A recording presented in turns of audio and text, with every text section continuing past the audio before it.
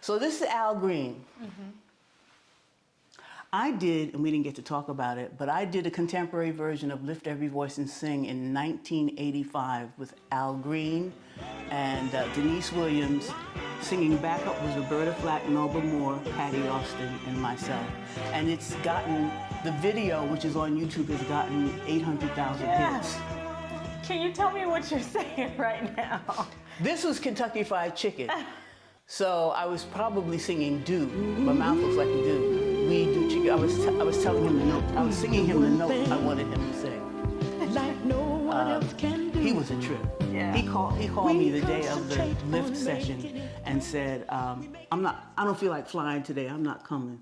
Now the client was there. The 30-piece orchestra was there. Denise and all the, I said, excuse me. I said, Al, if you don't get your I did. Oh my God, the client was there. And I was like, Al, you've got to go. He showed up. By the time he got on the plane and got to the studio, it was 6:30 p.m. when he got to the studio. The session started at 10. And I had drunk 4 bottles of champagne. But after that, we became not best buds, but I worked with him on 2 or 3 occasions. On his greatest hits album, there's a song on there, You've Got a Friend, that he sings with Billy Preston. Yeah. I produced that. I produced that. So that's on all his greatest hits albums. Who's this man? Gee, it's Mikey. Let's give it to Mikey. That was at an awards show that I produced and directed called Children's Choice Awards. And what had happened is we're walking across the stage when that picture was taken. His security was so tight that when it was time for the show, his security guards put him behind the curtain and left him. And the curtain opened, he didn't know what to do. Because nobody was allowed to talk, so he just stood there. So I did my Leo thing and I, pranced across the stage and I grabbed his hand. That's why he's smiling. He's like, thank you, Deb, thank you, Deb. And I grabbed his hand and we kind of sashayed across the stage together and I walked him to the mic and blah, blah, blah, blah, blah. And that's not the first time I had met Michael though. When I did Janet for Mountain Dew, I went to Neverland. I had to go to Neverland. Neverland? Right, to produce, to look at her wardrobe because she was doing radio and print ad. So I had to look at what she wanted to wear for the print ad. What was it? She was 16. Oh, okay, so it wasn't something tacky. Yeah. So, and he came downstairs while I was talking to her and her mom about what she was going to wear. And he just came downstairs and he looked. And I didn't say anything because I wasn't going to be the one. Leo. And he said, hello. And I said, hi. And he left. I feel like that's it. But he was looking perplexed like, does she know who I am? Oh.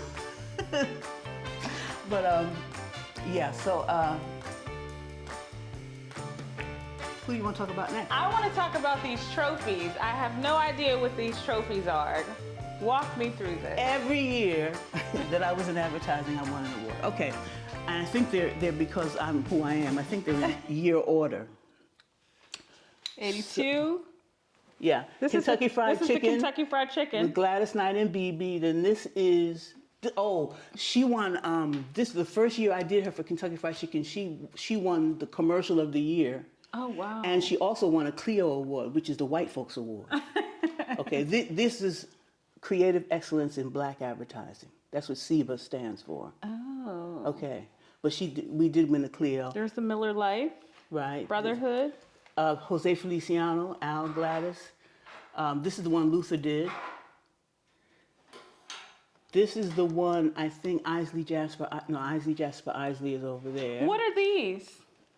Oh, these are. Is this a CD? That's Aretha. These are all CDs I either produced or sang on.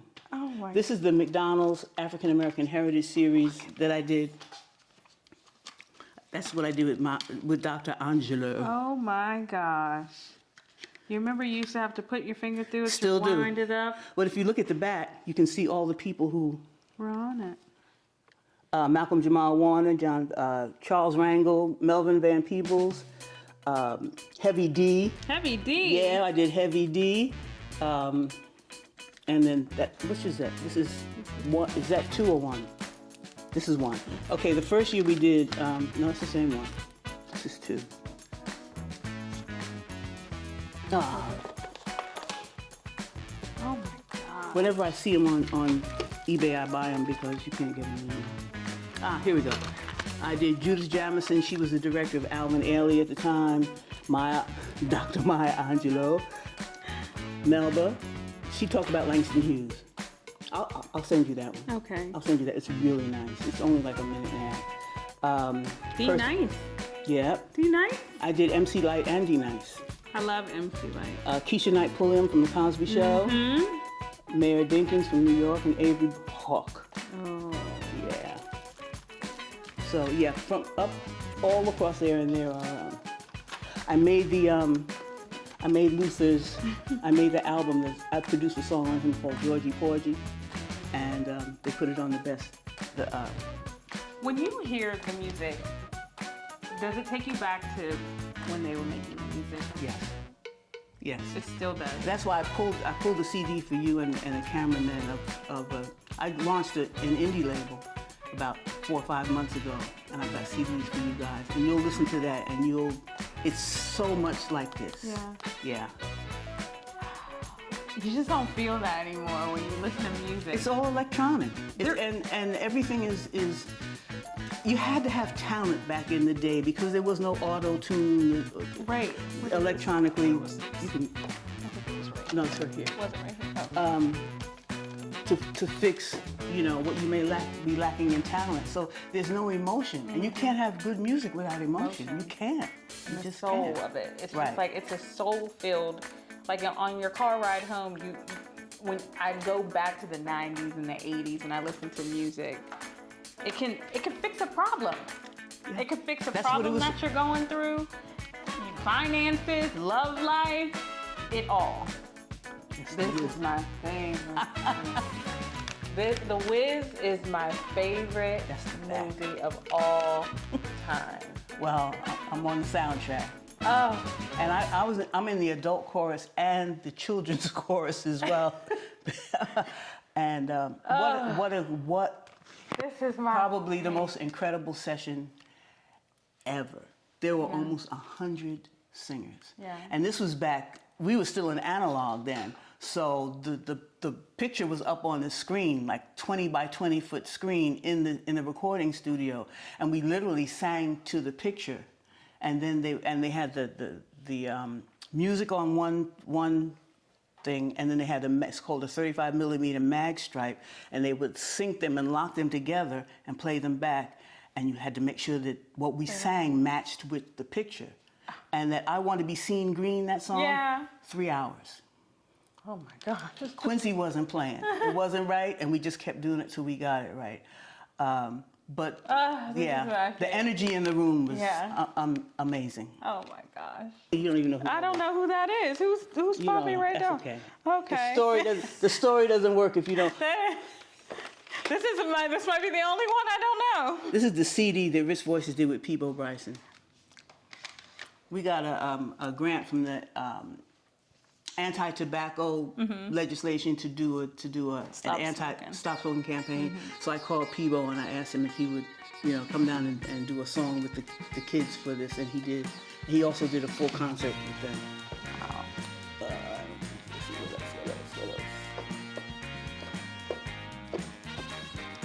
Nina Simone? I'm on Howard Hewitt's compilation.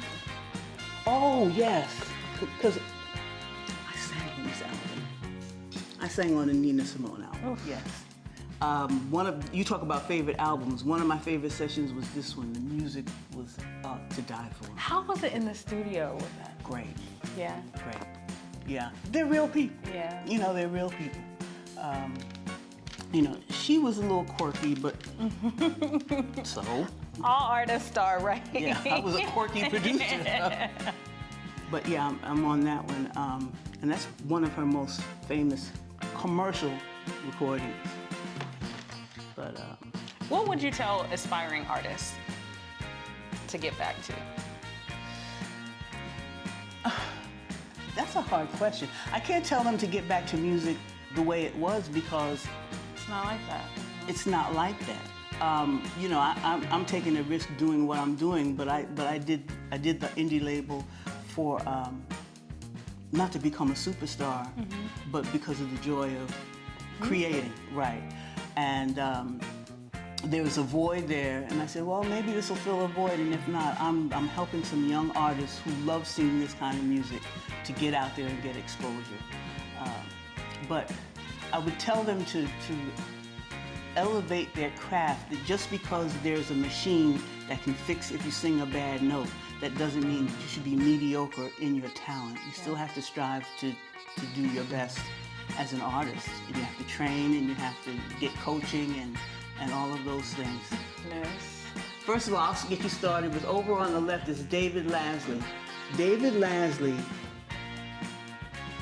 David, Luther, and I were the Three Musketeers in LA.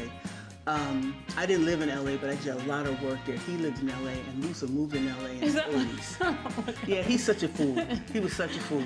But David wrote You Bring Me Joy, Anita Baker, Yeah. among other songs. He's an incredible singer-songwriter. Oh. And that was Carolyn Jones from the Mingo Jones Agency. She was the creative director. And that's me. And that's Howard Hewett from Shalimar, now going solo. It's Cheryl Lynn peeking through.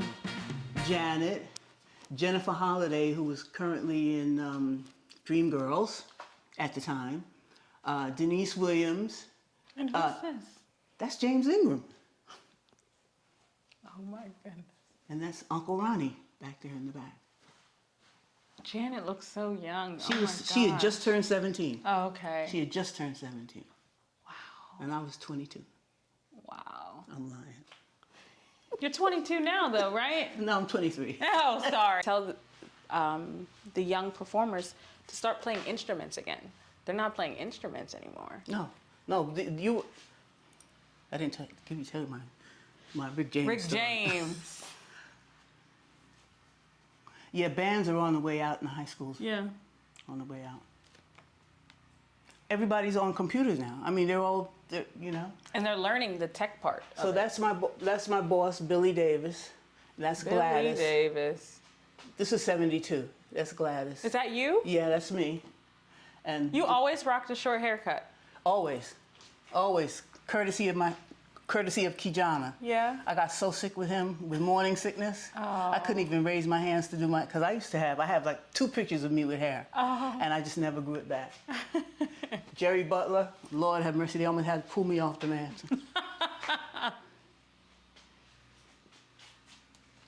You know, he was a heartthrob when I was a teenager, so to work with him, yeah, he was not interested. Oh, really? After you, because it's more like a proving them wrong, right? The respect level, it just goes, like, how does that go? Like, no respect to all the respect in the, or we can't we can't make a song without her. I guess it was no respect.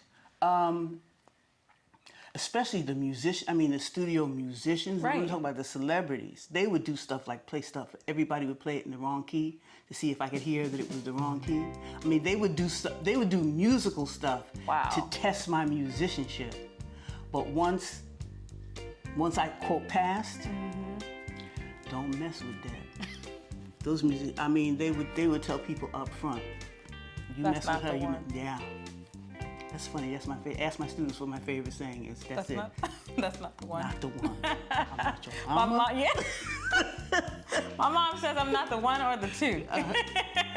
You know, mothers would come in and say, Miss McDuffie, how do you get her to act like, you know? And I said, A little fear and love. stop being a friend and start being her mother. Stop wearing her clothes. You know, I mean, it was the kids would be going, yes, Tell him it's me. I said, look, you have to go home, but Yeah. you need to chill. You gotta eat tonight. Yeah. So, yeah, it was such a blessed life. Yeah. You know, and it had its learning points for me, but I needed them. I needed them because I was really full of myself. But the joys. How do you get like that? Is it because you were so successful at a young age? Yes. Okay. Yes. Exactly. That's all it was. Yeah. Because I grew up in a dysfunctional family where I was told I was black and fat. So, you know, when I got in my 20s and got this job, and all of a sudden, I could hire people and make them $20,000, $30,000 in a year. You know, the tables changed, and I'm like, oh, okay, I can do this. And then God said, oh yeah, try this. Yeah. Oh my goodness. Doesn't he show you? Ooh, Doesn't he show you? indeed. Put a little humble spirit in your bones Yes, indeedy. to help you tell the story. Okay, is this family? This is my family. Okay. That's Kijana, He's so tall. 6'5". Oh my gosh. That's, come on. He's a big wig here with ViStar. He's head of community involvement. He's been on First Coast News. Okay. That's Mike's bonus daughter, and this is the only those 4 sisters, was at his wedding. Yeah, 4 sisters. Do you have grandchildren? No, thank you. None. I prayed to God. Oh. I said, boys,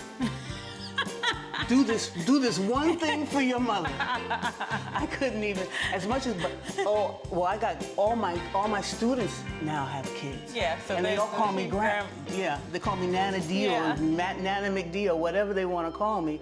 But that's enough because I can send them home.